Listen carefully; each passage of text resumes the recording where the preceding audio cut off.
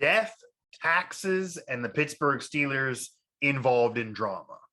But this time, the drama might legitimately be overblown. On this episode of Mike Drop here on Pittsburgh Sports Live and Steelers Now, I'm Mike Asti, and I'm here to tell you why Diontae Johnson skipping out on OTAs is not a big deal. However, I'm also here to tell you why Diontae Johnson has tons of pressure on him to step up and produce this coming season. Now, Diontae Johnson skips out on OTAs. That's not the first time a player has skipped out on OTAs that's had pressure on him or is a star player or an impactful player to a team.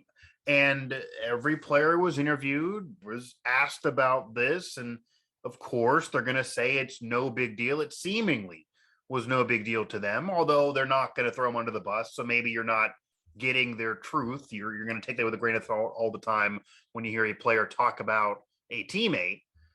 However, again, we know the situation with Diontae Johnson. Just had a Pro Bowl caliber year, just emerged as number one receiver on the Steelers, clearly. And that was the final year of Big Ben. That was diminished offense. That was an offense that solid at times and not nearly so much at other times. Matt Canada is back as a coordinator. He had the blame. He was able to blame the offensive line and Big Ben not being mobile last year.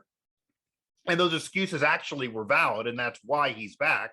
But those excuses won't be able to be valid again. Ben is gone, the offensive line, another year together, more maturation process, figuring they'd be a little bit better, nowhere to go but up, even though not exactly going to still be that stellar, but just another year. They're not going to give him forever, so eventually those excuses will die out. So he is back, though. And Diontae Johnson individually had a solid year. What did that mean? Well, again, they were an okay offense, but it was up and down.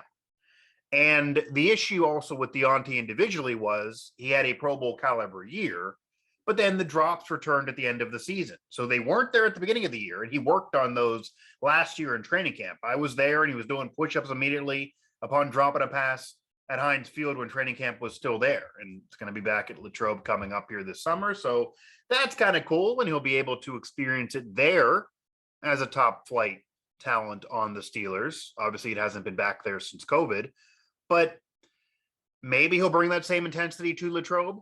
Okay, maybe he'll do those push-ups and he won't chug as many beers over at Sharky's like the rest of us in Latrobe at St. Vincent College. But again, he put the pressure on himself. He wanted to fix that part of his game, and he really did most of the year.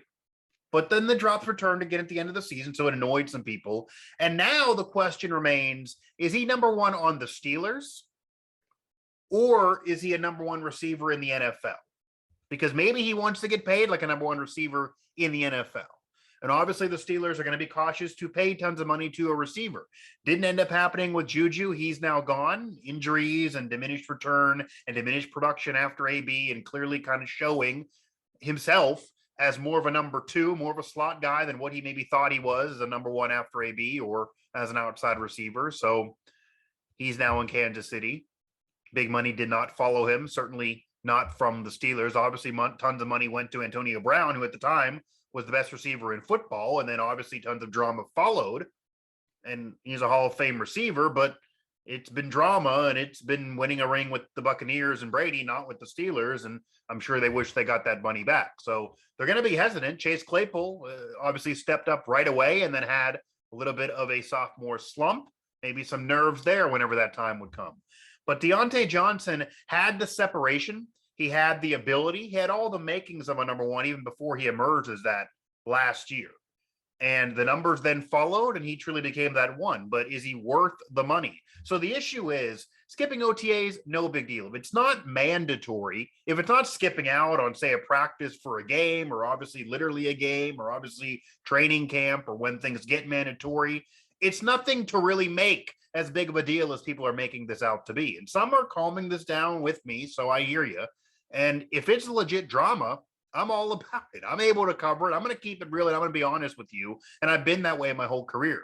So I'm not trying to defend Diontae Johnson. I don't know him personally. Of course, I've been around him and interviewed him, but that's it. I don't really care what he does. There's no reason for me to shill or defend him.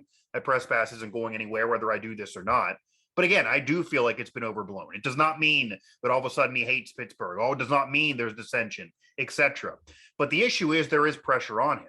So while that OTA situation and him skipping there is being overblown, because again, if it's not mandatory, you can't be that mad. It does not appear the players are that mad. It could be okay, folks. There's still pressure. There's pressure for him to do it again and to do it now with Ben gone.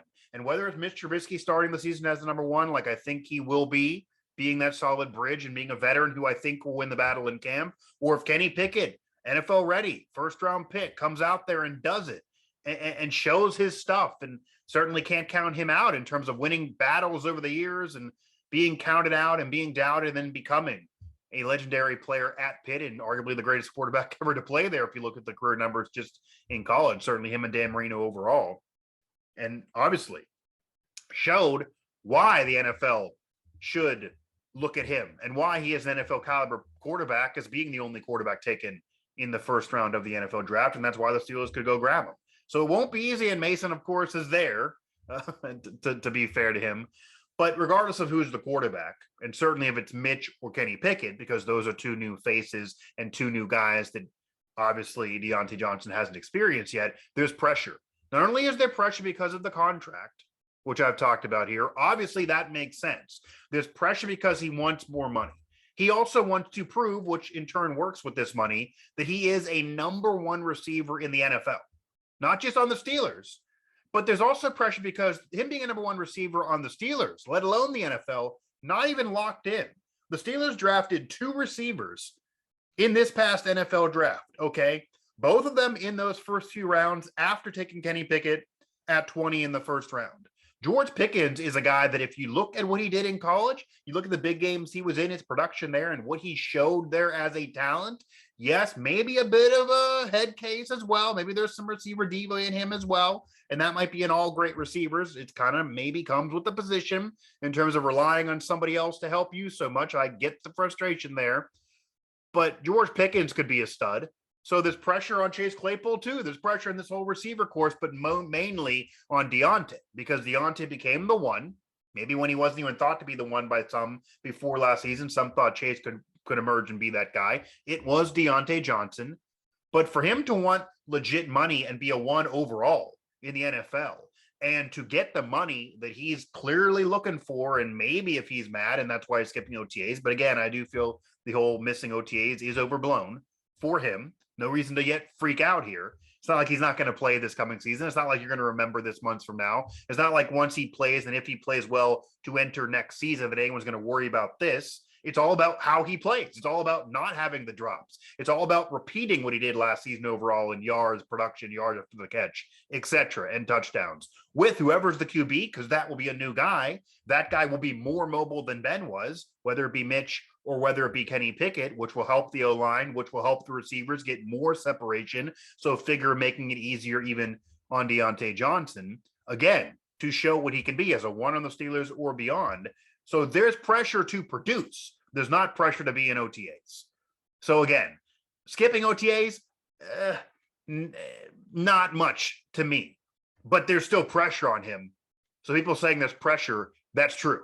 There's pressure to step up if he wants that money to be a one on the Steelers and beyond. And there's pressure to secure his spot as number one on the Steelers because there's two new QBs that don't know him yet, haven't played with him yet. And whoever starts, they're going to need those receivers to prove themselves to them, as well as them proving themselves to the receivers. And yeah, maybe Diontae is the de facto one that those quarterbacks will go to as the top receiver, but maybe Chase could go to another level from where he was at a record-setting 4 or 5 weeks when he first started in the NFL in his rookie year. So that talent is there. That body is there. If his head gets right and he's a little bit less of a diva and worrying about what other teams are doing, that could be there as well. The maturity thing with him could help him. He has pressure to step up, but he could. So that adds more pressure to Diontae. George Pickens, a beast, could become a number one in this league, could become the most impactful player from this draft for the Steelers, maybe even more so than Kenny Pickett, but of course, certainly second to Kenny Pickett, depending on what his rookie year looks like right away. But a receiver either way, if Pickett has to wait a while, Pickens could step up and play right away. He has that ability if his mind is right. And then even Calvin Austin III. I'm not saying he's going to be at 1. I don't think Calvin Austin III is pushing Diontae like, say, George Pickens can. But Calvin Austin certainly can be a big play guy for you. He's a burner and certainly can get some of those scores that maybe would have went to Diontae Johnson. So the Steelers receiver corps is getting deeper. They lose Juju, you lose James Washington, but you get younger. Maybe there's more money to go around now with people on rookie deals, but they're not just going to give it to Diontae for nothing. He got to prove it again. He got to be mature again. And while skipping OTAs, maybe he's not a good look because we're talking about this and have to do shows like this. I do think it's overblown, but there's still pressure on him to produce with George Pickens knocking at the door, with Chase Claypool maybe knocking at the door to step up and emerge again, with Calvin Austin III now even there. So maybe they still need depth at receiver. Maybe it's not better than last year if you want to argue that, even though they have replaced players, of course, and did lose some, but they went into the draft at early round positions for receiver. And I think Diontae, with his separation, his ability, can be a number 1 again for the Steelers. Is he a number 1 in the NFL is a different question. Where he ranks there is a different question. What the money will be is a different question. That we all got to see. And again, it's about his production on the field, what he does when it's mandatory, and his production on the field with these new quarterbacks. That's where the pressure is for Diontae Johnson. Worrying about OTAs, not a big deal. The teammates aren't worrying about it. The players aren't worried about it. I really do actually believe them, and honestly, even though you take it with a grain of salt. So skipping OTAs, not a good look, but overblown. Not a drama, not a locker room cancer, nothing divided. There's no reason to say receiver versus the team like the Steelers have seen, obviously, in the past, or we know throughout NFL history that's happened with top receivers before. None of that. You can't take that or glean that just from this. But nonetheless, there's still pressure on Diontae Johnson to shut up, to step up, to get it going, and to repeat what he did last year. And again, to not have a year in which at the end he fades and drops critical balls, because that's now been several years in a row. That's always been his thing. Way better last year than the year before. But Diontae Johnson has pressure on him to hold the football, to not drop the football, to have less drops. And if you want to be a top flight receiver on the Steelers or beyond, those drops got to go. If he wants that money, those drops got to go. So OTAs, no big deal. Skipping OTAs, no big deal. Is it something or is it nothing? To me right now, Diontae Johnson skipping OTAs is nothing, but it's something that there's tons of pressure on him. He needs to cut down the drops. He needs production to be there again. He needs to step up yet again and show he's the true number 1 on this team before he worries about the NFL, because there are receivers right now that are going to be pushing him. Again, want to hit that subscribe button bottom of this video. Feel free to comment. I will comment back to you. You can tell me I'm wrong. You can tell me I'm right. You can tell me I'm somewhere in between. I'll hit you back. And of course, it's free to do so thanks to our sponsors throughout the Sports Now Network. So again, subscribe down below. It is free and easy to do so. And also find us all throughout social media at PGH Sports Live on Twitter. Of course, at PGH Steelers Now for our Steelers Now site here, SteelersNow.com, where all of our Steelers coverage lives, including my shows as well as others, of course, on our podcast section there on Steelers Now. And of course, find me at Mike Asti 11 on Twitter. So again, nothing needing to worry about with Diontae skipping OTAs. That's nothing. Diontae Johnson skipping OTAs, that's nothing. Diontae Johnson having pressure on him and needing to step up and needing to show he's the 1 on the Steelers, let alone the NFL, if that money ever comes, that's definitely something.